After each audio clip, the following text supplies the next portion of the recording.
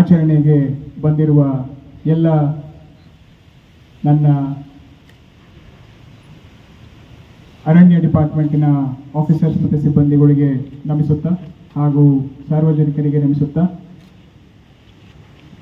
ನಮ್ಮ ಡಿಪಾರ್ಟ್ಮೆಂಟಲ್ಲಿ ನಾವು ಕೂಡ ಈ ಹುತಾತ್ಮರ ದಿನಾಚರಣೆಯನ್ನು ಆಚರಿಸ್ತೀವಿ. ಅದು ಆಚರಣೆ ಅಂತ ಹೇಳೋಕ್ಕಿಂತ ಅದು ಅಬ್ಸರ್ವ್ ಮಾಡ್ತೀವಿ ನಾವು. ನಮ್ಮ ಡಿಪಾರ್ಟ್ಮೆಂಟ್ಗೆ, ಫಾರೆಸ್ಟ್ ಡಿಪಾರ್ಟ್ಮೆಂಟ್ಗೆ ಅವರ ನೋವು ಏನಿದೆ ಆ ನೋವನ್ನು ನಾವು ಕೂಡ ಅನುಭವಿಸ್ತೀವಿ ಪ್ರತಿ ವರ್ಷ. ಸೊ ಈ ನಮ್ಮ ಜಿಲ್ಲಾಧಿಕಾರಿಗಳು ತಿಳಿಸುವ ಹಾಗೆ ಕಮಿಟ್ಮೆಂಟ್ ಅನ್ನೋದು ಏನು ಪದ ಇದೆ, ಆ ಕಮಿಟ್ಮೆಂಟ್ ಇದ್ದರಷ್ಟೇ ನಾವು ಈ ದೇಶಕ್ಕೆ ಏನಾದರೂ ಒಂದು ಉಡುಗೊರೆಯನ್ನು ಕೊಡೋದಕ್ಕೆ ಆಗ್ಬೋದು, ಸೇವೆಯನ್ನು ಕೊಡೋದಕ್ಕೆ ಆಗ್ಬೋದು. ಆ ಕಮಿಟ್ಮೆಂಟಿನ ಉತ್ತುಂಗನೇ ಈ ಏನು ಹುತಾತ್ಮರ ದಿನಾಚರಣೆ. ನಾವು ಆ ಕಮಿಟ್ಮೆಂಟ್ ಯಾವ ಮಟ್ಟಿಗೆ ತನಕ ಹೋಗುತ್ತೆ ಅಂದರೆ ಅದರ ಪರಮಾವಧಿ ಬಂದ್ಬಿಟ್ಟು ಈ ಹುತಾತ್ಮರ ದಿನ. ಇಲ್ಲಿ ಯಾರ್ಯಾರು ತಮ್ಮ ಪ್ರಾಣವನ್ನು ಮುಡಿಪಿಟ್ಟಿದ್ದಾರೆ ಅವರಿಗೆ ಮತ್ತು ಅವರ ಫ್ಯಾಮಿಲಿಗೆ ನಮ್ಮ ಹೃದಯಪೂರ್ವಕ ನಮನಗಳನ್ನು ಈ ದಿನ ನಾವು ಸಲ್ಲಿಸ್ತೀವಿ. ಅವರು ಮಾಡಿರುವ ತ್ಯಾಗ, ಅದರ ಪರಿಕರಣೆ ಇವತ್ತು ನಾವು ಏನು ಈ ಅರಣ್ಯವನ್ನು ನೋಡ್ತಾ ಇದ್ದೀವಿ, ಈ ಸುತ್ತೂರ ಗ್ರೀನರಿಯನ್ನು ನೋಡ್ತಾ ಇದ್ದೀವಿ ಅಥವಾ ವನ್ಯಜೀವಿಗಳನ್ನು ನೋಡ್ತಾ ಇದ್ದೀವಿ. ಹಿಂದೆ ನಮ್ಮ ತಂದೆ ತಾಯಿಯವರು, ನಮ್ಮ ತಾತಂದಿರು ನೋಡಿರೋದನ್ನು ನಾವು ಇವಾಗ ನೋಡ್ತಾ ಇದ್ದೀವಿ. ಅದು ಇವತ್ತು ಹುತಾತ್ಮರ ದಿನಾಚರಣೆ ಎಂದು ಶ್ರದ್ಧಾಂಜಲಿಯನ್ನು ಕೊಡ್ತಾ ಇದ್ದೀವಿ. ಮತ್ತೊಮ್ಮೆ ನನ್ನ ನಮನಗಳು. ನಮ್ಮ ಕೋಲಾರ ಜಿಲ್ಲೆಗೆ ನಾವು ಹೇಳಬೇಕಂದ್ರೆ, ಏಡುಕೊಂಡಲವರು ನಾನು ಬಂದಾಗಿಂದ ಅವರು ಇಲ್ಲಿ ಎಂಥ ಕೆಲಸವನ್ನು ಮಾಡ್ತಾ ಇದ್ದಾರೆ ಅಂದರೆ, ಒಂದು ದಿವಸ ನಾನು ಅವರು ಚರ್ಚೆ ಮಾಡ್ತಾ ಇದ್ವಿ. ಒಂದು ಚಿಕ್ಕ ವಿಡಿಯೋ ಬಂತು. ಕೋರ್ಟ್ ಆದೇಶ ಆದರೂ ಸಹ ಅರಣ್ಯ ಒತ್ತುವರಿಯನ್ನು ಬಿಡಿಸ್ತಾ ಇಲ್ಲ ಅಂತ. ತಕ್ಷಣ ನಾನು ಏಡುಕೊಂಡವರಿಗೆ ಫಾರ್ವರ್ಡ್ ಮಾಡಿದೆ. ಅಷ್ಟೇ, ನಾನು ಮತ್ತೆ ಜಾಸ್ತಿ ಚರ್ಚೆ ಮಾಡಲಿಲ್ಲ, ಹೇಳಲಿಲ್ಲ, ಏನೂ ಇಲ್ಲ. ಅದಾದ ನಂತರ ಅವರು ಯಾವ ರೀತಿ ಪ್ಲಾನ್ ಮಾಡಿದ್ರು, ಯಾವ ರೀತಿ ಎಕ್ಸಿಕ್ಯೂಟ್ ಮಾಡಿದ್ರು, ಅದು ಇಡೀ ದೇಶದಲ್ಲಿ, ನಮ್ಮ ಭಾರತದಲ್ಲಿಯೇ ಇಂಥ ಆಗದೇ ಇರುವಂಥ ಕೆಲಸವನ್ನು ಕೋಲಾರದಲ್ಲಿ ಏಡುಕೊಂಡಲವರು ಮಾಡಿ ತೋರಿಸಿದ್ದಾರೆ. ನಾವು ಮ್ಯಾಕ್ಸಿಮಮ್ ರೆವಿನ್ಯೂ ಇಲಾಖೆ ಇರ್ಬೋದು ಅಥವಾ ಬೇರೆ ಇಲಾಖೆ ನೋಡಿದ್ದೀನಿ, 2 ಎಕರೆ 3 ಎಕರೆ ಬಿಡಿಸ್ಬೇಕಂದ್ರೆ ಹರಸಾಹಸ ಪಡ್ತೀವಿ. ದೊಡ್ಡ ನಾಟಕ ನಡೆಯುತ್ತೆ, ಸ್ಟೇಜಲ್ಲಿ ಅದನ್ನು ಬಿಂಬಿಸ್ತಾರೆ. ಆದರೆ ಏಡುಕೊಂಡಲವರು ಇವತ್ತು ನಮ್ಮ ಕೋಲಾರ ಜಿಲ್ಲೆಯಲ್ಲಿ ಸುಮಾರು 2850 ಎಕರೆಗಳಷ್ಟು ಎನ್ಕ್ರೋಚ್ಮೆಂಟನ್ನು, ಫಾರೆಸ್ಟ್ ಎನ್ಕ್ರೋಚ್ಮೆಂಟನ್ನು ರಿಮೂವ್ ಮಾಡಿದ್ದಾರೆ.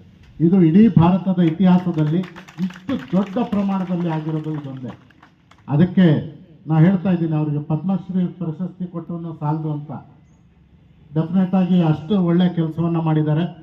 ಇವತ್ತು ಇಡೀ ಭಾರತದಲ್ಲಿ ಇಷ್ಟು ಪ್ರಮಾಣದ ಸರ್ಕಾರಿ ಆಸ್ತಿಯನ್ನು, ನಮ್ಮ ಸರ್ಕಾರಿ ಭೂಮಿಯನ್ನು, ಅರಣ್ಯವನ್ನು ರಕ್ಷಿಸುವುದರಲ್ಲಿ, ಅರಣ್ಯ ಬೆಳೆಸುವುದರಲ್ಲಿ ಅವರ ಪಾತ್ರ ತುಂಬ ದೊಡ್ಡದಾಗಿದೆ. ಮತ್ತು ಇದಕ್ಕೆ ಕೆಚ್ಚೆದೆ ಬೇಕು, ಧೈರ್ಯ ಬೇಕು. ಅವರಲ್ಲಿ ನನಗೆ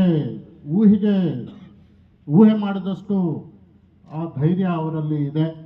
ಅವರು ಯಾರಿಗೂ ಭಯ ಪಡದೆ, ಯಾವುದೇ ಒತ್ತಡಕ್ಕೆ ಮಣಿಯದೆ, ಮೇಲಧಿಕಾರಿಗಳನ್ನು ಕನ್ವಿನ್ಸ್ ಮಾಡಿ, ಕೋರ್ಟ್ಗಳಲ್ಲಿ ಎಷ್ಟು ಅವ್ರ ವಿರುದ್ಧ ಕೇಸ್ಗಳನ್ನು ಹಾಕಿದ್ದಾರೆ, ಎಷ್ಟು ಕಂಟೆಂಪ್ಟ್ಗಳು ನಡೀತಾ ಇದೆ, ಆದರೂ ಎದೆಗುಂದದೆ ಅವರು ಕೆಲಸವನ್ನು ಮಾಡ್ತಾ ಹೋಗ್ತಾ ಇದ್ದಾರೆ.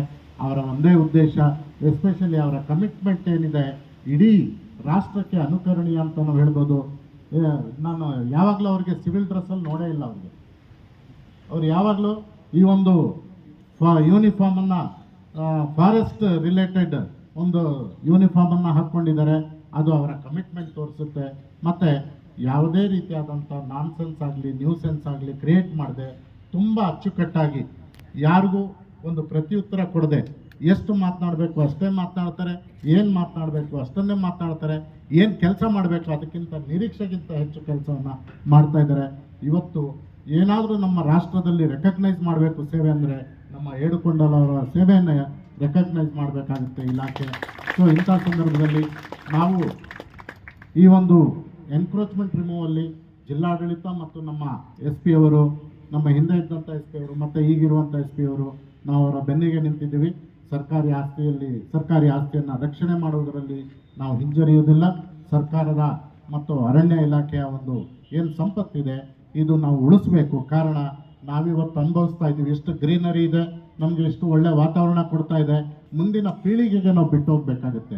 ಏಕೆಂದರೆ ನಮ್ಮಲ್ಲಿ ಇರುವಂಥ ಕೊರತೆಯನ್ನು ನಾವು ನೀಗಿಸಬೇಕಾದ್ರೆ ನಾವು ಇದನ್ನು ಅರಣ್ಯವನ್ನು ರಕ್ಷಿಸಬೇಕು. ಇಲ್ಲಾಂದರೆ ಒಂದು ದಿವಸ ಈ ಒಂದು ನೋಡ್ತಾ ಇದ್ದೀರಾ ಗ್ಲೋಬಲ್ ವಾರ್ಮಿಂಗ್, ಬೇರೆ ಬೇರೆ ವಿಚಾರಗಳನ್ನು ನಾವು ಕೇಳ್ತಾ ಇದ್ದೀವಿ. ಸೊ ಇದರಿಂದ ನಾವು ಹೊರಗಡೆ ಬರಬೇಕಂದ್ರೆ ಅರಣ್ಯವನ್ನು ನಾವು ರಕ್ಷಣೆ ಮಾಡಬೇಕಾಗುತ್ತೆ. ಈ ಕಾರ್ಯದಲ್ಲಿ ನಮ್ಮ ಕೋಲಾರ ಜಿಲ್ಲೆ ಇಡೀ ದೇಶದಲ್ಲಿ ಮುಂಚೂಣಿಯಲ್ಲಿದೆ. ಇದು ತುಂಬ ಹೆಮ್ಮೆಯ ವಿಷಯ ಅಂತ ಹೇಳಿ ಕೇವಲ ಹೇಳಿಕೊಂಡಲ್ಲ, ಅವರ ಎಂಟೈರ್ ಟೀಮ್ ಇವತ್ತು ಈ ಕೆಲಸವನ್ನು ಮಾಡ್ತಾ ಇದೆ. ಮತ್ತೊಮ್ಮೆ ನಿಮ್ಮೆಲ್ಲರಿಗೆ ಅಭಿನಂದಿಸುತ್ತಾ, ಮತ್ತೆ ನನ್ನ ಸಹಯೋಗ ಮಿತ್ರರು ಆನಂದ್, DCF ಮತ್ತು ಎಲ್ಲ ನಮ್ಮ ACF, RF, deputy RF, forest guard ಮತ್ತು ಎಲ್ಲ ವನಪಾಲಕರು, ಎಲ್ಲ ಸಾರ್ವಜನಿಕರು, ಮೀಡಿಯಾ ಮಿತ್ರರೇ, ತಮ್ಮೆಲ್ಲರಿಗೂ ಗೊತ್ತಿದೆ ನಾನು ರಾಷ್ಟ್ರೀಯ ಹುತಾತ್ಮ ದಿವಸ ಇವತ್ತದಕ್ಕೂ ಒಂದು ಪಕ್ಷಿ ನೋಟನ್ನು ನಾನು ಓದ್ತಾ ಇದ್ದೀನಿ. ಎಲ್ಲರಿಗೂ ನಮಸ್ಕಾರಗಳು.